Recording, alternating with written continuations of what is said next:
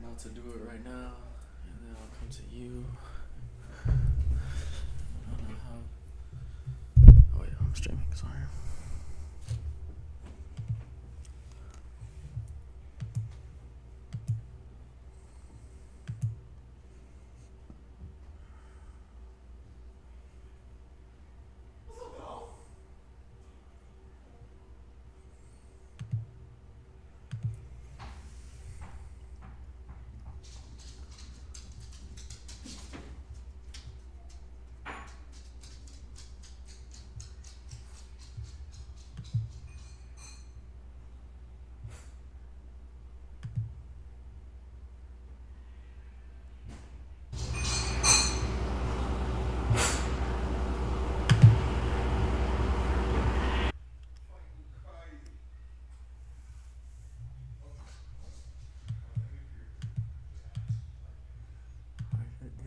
What is going on?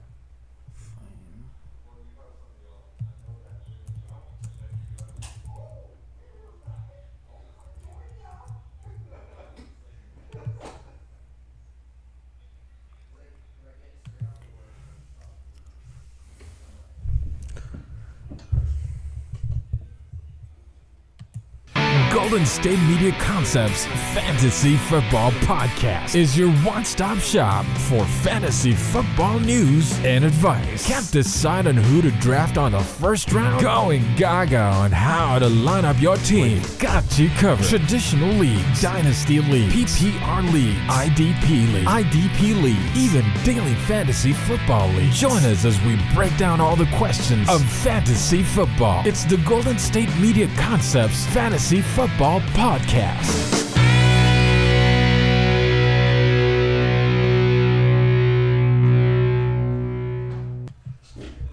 What's going on, y'all? We're back. More GsMC Fantasy Football Podcast action brought to you by the GsMC Sports Network. Super excited to be here. My name is Austin. I am your host. Back again today on the Patreon. If you're here, obviously you're subscribed, and we thank you for that. Thank you for joining the Patreon. We're here to give you that exclusive content that you can't get anywhere else. And today I'm talking about my favorite quarterbacks that I want to talk about going into week 3. And let's just get right into it, guys. Let's get straight into it. Talking about Joe Burrow.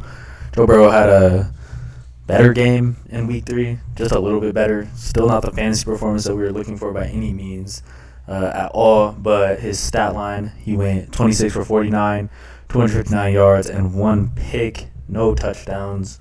Obviously, he was able to get Jamar Chase going a little bit, and the rest of the crew somehow came out with a win in this game without throwing any deep balls. We'll get into it right now. Had his most passing yards of the season with 259 in week 3, so a bit promising, but he was also going up against the worst coverage in the entire league, being the Rams defense, graded by PFF as the worst coverage in the entire league. So I'm not going to look too deeply into this 259-yard game. He was obviously missing a lot of throws. He overthrew Chase a couple times, overthrew a couple other wide receivers on those sideline routes, those sideline throws, and this doesn't really look like himself. I don't know if it's the calf that's bothering him or what the deal is, because he just can't throw the deep ball. He might not have any power. He doesn't look very mobile either. He already wasn't a very mobile quarterback, but obviously the calf issue is just going to play into that even more and make that more of a bruising glare in his game. I'm just glad that Jamar Chase had a good game, because that's my guy. That's my fantasy guy. I'm glad that he finally was able to do something, and Joe Burrow was able to get him involved. And obviously, if he just leans on him, That's the guy that you can lean on in any situation to get open, especially in one-on-one. If you can find him, he's going to make that play for you 9 times out of 10. In this Week 3 matchup, Joe Burrow, 49 passing attempts, and only 49 passing attempts, only got to 259 yards. When you throw the ball 50 times, it's pretty much a guarantee that you should be getting to like 300-ish yards, and he only got to 260-ish, averaging 5.3 yards per carry, or yards per pass, 5.3 yards per attempt. In the passes, obviously, not very, very good. In the coming weeks, though, it's going to look a lot better for him. Hopefully, he's scheduled to face 3 of the bottom 10 coverages in the entire league before his bye. He'll go Titans, Cardinals, and Seahawks, and they're all ranked in the bottom 10 and have bottom 10 coverage grades. So maybe Joe will be able to pick it up. We don't know, man. It's very not telling. I thought Joe was going to come out firing Week 1, and then Week 2 I was back on him. Thought he was going to have another great day, and then Week 3 he finally has an average day. Hits is over or whatever, but just can't really get it done. I think the injury is the main factor getting to him, and probably the dollars in his bank account are now, making him nervous or something. It's very funny to see, but praying for the best. 8 in fantasy football, pretty solid, except for just the fact that they lost by 50 points, in a vacuum. I would say that, 23 for 38, 306 yards and a touchdown. Only 1 interception is a good game in a vacuum. Obviously, they were able to throw the ball a lot more because they're already down so much. But just to me, in this year, he's just looking a lot better, looking a lot faster, looking a lot stronger. And, in this 50-point blowout that they were hand-delivered, I think he really got some much-needed reps with his team. Obviously, Jerry Jeudy just came back, so that's going to be good for them. Marvin Mims looks like a very talented rookie out of Ohio State. And then Sutton has been their most solid guy the whole time. I really do like Russell Wilson. I don't want to give up on him, just being from Colorado and knowing that he's just a goofball at the end of the day. Russ is just kind of a goofball, and you can't really take him too seriously. He's a good quarterback. He's skilled.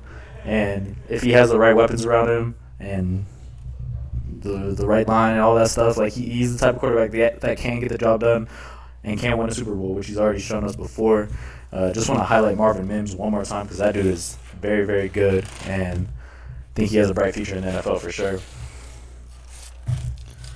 Let's talk Lamar Jackson, currently sitting at quarterback 7. If you think about it, Lamar Jackson, quarterback 7. Russell Wilson is only 1 spot behind him at quarterback 8. So definitely putting up fantasy numbers. Not a guy that I'm afraid to start or in a DFS league.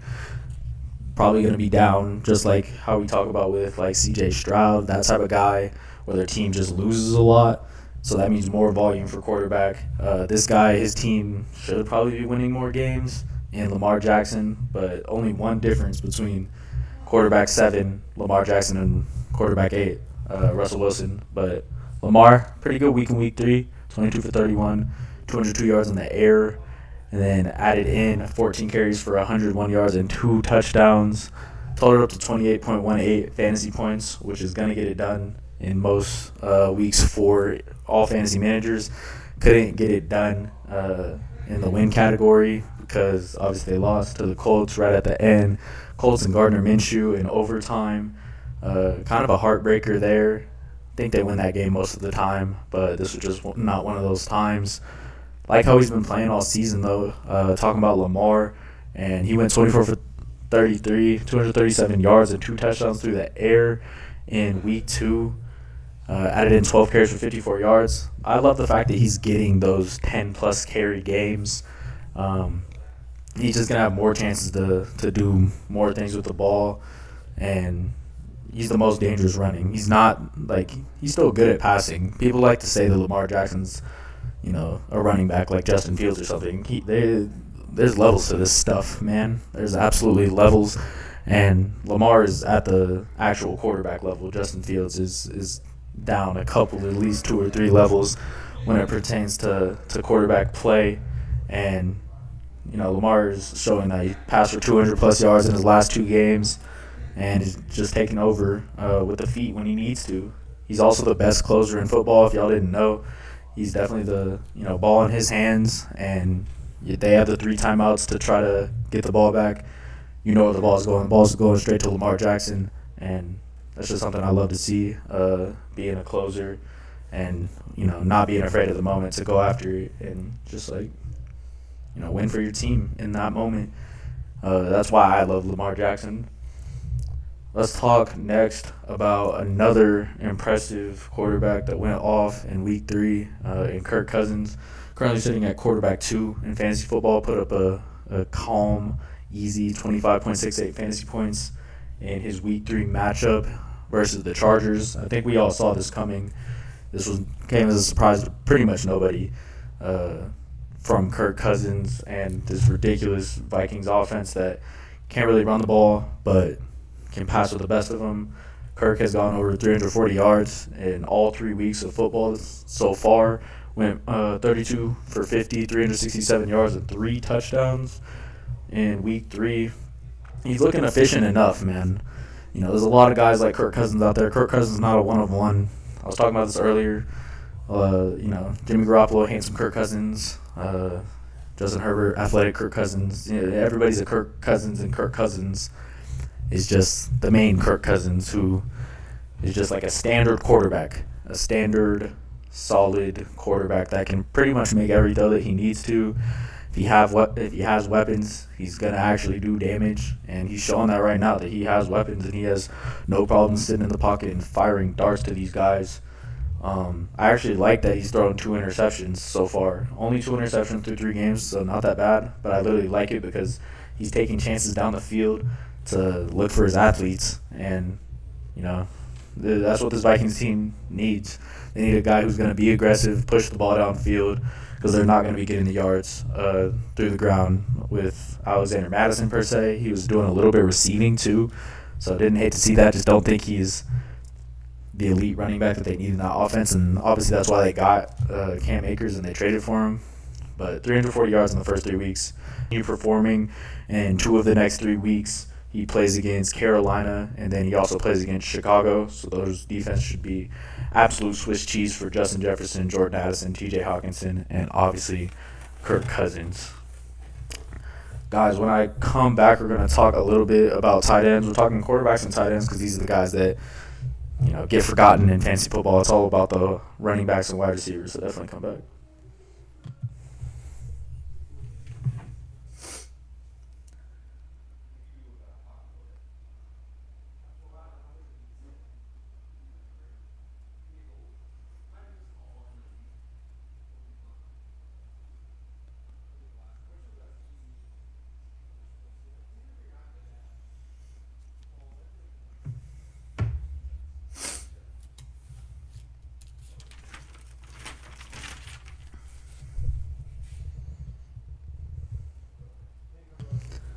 We are back, ladies and gentlemen. No time to waste. No time to waste at all. And, these are my Patreon segments. Thank y'all for taking the time to subscribe to the Patreon. And, we really appreciate y'all, the whole GsMC crew, Andrew Tate and company. If y'all don't know, GsMC Andrew Tate is our leader. Not that Andrew Tate, but if you look him up, very renowned in sports casting, very good guy. Give him a shout out because Andrew Tate is really that man. But let's get into my tight end talk, guys. Just some tight end talk. And tight end has been a weird one in fantasy this year. It's been an absolute question mark. Looking at the top 5 tight ends right now, probably not the guys that you would expect to be the top 5 tight ends in fantasy football right now, so I'll list them off for you real quick. Hawkinson at 1, Sam Laporta at tight end number 2, Hunter Henry at tight end number 3, and then Evan Ingram at tight end number 4, Kelsey at 5. Obviously, probably would have been at 1 if he didn't miss week 1. These other guys have already played 3 games, and Kelsey's only at 2. So, technically, he should be at 1 or 2. Hawkinson has been popping off. But Hunter Henry, Evan Ingram, and Laporta looks real. I'm going to be really honest. He looks extremely fast, extremely shifty. I was all over his college tape, just like seeing who this guy really was. He didn't really put up that many stats in college, but you could see the potential was absolutely there, and he's someone that is an absolute steal if you had him. We're able to draft him really late, and someone I like in fantasy football right now. Let's start, though. I got 4 tight ends that I kind of want to highlight and talk about that are either going through it or doing really well. And the first guy that I want to talk about is tight end number 9 in fantasy football right now, Darren Waller. Darren Waller being tight end 9 in fantasy after all this hype, after everybody and their mom, wasted their fifth round pick on Darren Waller. And he really hasn't done much this year. It's kind of disappointing. Only 26 total fantasy points through 3 weeks. Fell off again in week 3 with only 3 receptions for 20 yards. Had 7 targets, so obviously the volume and the target share is there. They're obviously playing the 49ers too and getting smacked. Not a lot you can do when you're playing that 49ers defense. Fred Warner, Hofunga, what have you. All these beasts that are just waiting to take your head off in the middle of the field. So I don't really blame Darren Waller for having that bad of a game, but it's just like another time that he showed that he can't perform when it's good on good. Like really good on good, he's just not getting it done. Against the toppest tier talent. In the next, my bad. In his first 3 weeks, he literally went up against San Francisco and Dallas. So those are good guys. We can give him the benefit of the doubt this time, maybe. But if he continues to, not perform and not show us that he's a beast in the next couple games, we may be off the Darren Waller train, and there's nothing we can do about it. There's really nothing we can do about it. Next guy we want to talk about real quick, going to be George Kittle, sitting at tight end number 7 right now. George Kittle, a freaking monster. This guy can block with the best of them, catch with the best of them. He's literally an elite athlete. If I didn't know better, I would think he was like a power lifter or a guy who just owns a gym that is silly, goofy, and you see all his commercials and stuff. You see him every time the Sky Cam is there. He's just a silly guy, and I don't really think he cares too much about his stats per se. It seems like a complete team first guy, someone that if you were in the 49ers locker room and you were a player and you were having a sad day or an issue, that he would come up to you or something like that. Just like an empath in general. But he's kind of like the opposite of Darren Waller. He has all the abilities, and he's done everything to prove it in many spots, but he just decides to be an O-lineman some of the times. Week 3, he did not really do that. He didn't want to be a lineman. He decided he wanted to be a receiver in week 3. Popped off 7 receptions for 90 yards. Just looked like the most dominant guy on the field, in my opinion. Absolutely looked like a force of nature. Nobody can mess with him on that Giants defense, and it doesn't seem like, maybe Thibodeau, but even then, George Kittle he works harder. He works harder, and I love to see it.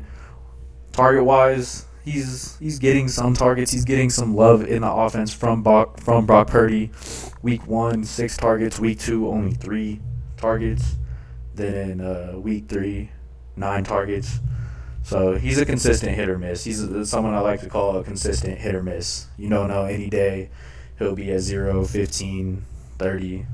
You still have to start him. So it's just unfortunate the week that he doesn't perform. But he's an auto must start, and he might just play O-line for that week and might pop off that week. So good luck to all George Kittle owners. I didn't want to invest this year for that exact reason, but good luck to y'all. Last guy I want to speak on today, someone who has kind of, been up and down this year.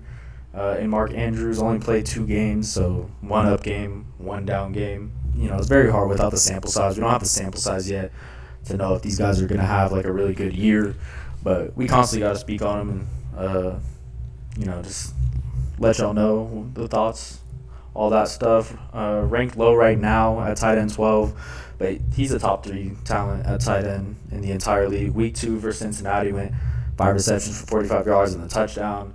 Week 3 came back to earth with 4 receptions, 35 yards, no touchdown. It's the same game, but he added a touchdown. If he had a touchdown in week 3, we would have been like, oh, that was such a good game for Mark Andrews. But because he didn't, it was just a mid-tier game.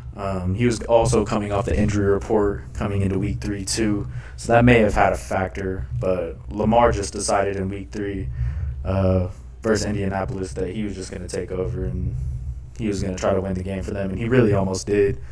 Had a really good game. Didn't lead to Mark Andrews having a good game. He pretty much needs Lamar Jackson to have a good game anyways. But in the next 2 weeks, it doesn't get any better for him at all. He's playing against Cleveland. He's playing against Pitt. 2 defenses that have shown that they're very fast and very skilled. I just don't know what to expect from Mark Andrews until he shows us a little bit more. Yeah, maybe he can start eating up early or late in the season when he's coming down the stretch with those easy games. But right now they have a lot of defenses to worry about, so he better strap in. That is going to be the end of the Patreon segment. Thank y'all for watching. Make sure y'all like and subscribe, and we appreciate y'all signing up for the Patreon. Comment anything y'all want to comment. I'll answer any question for sure, and hope y'all have a good rest of your day.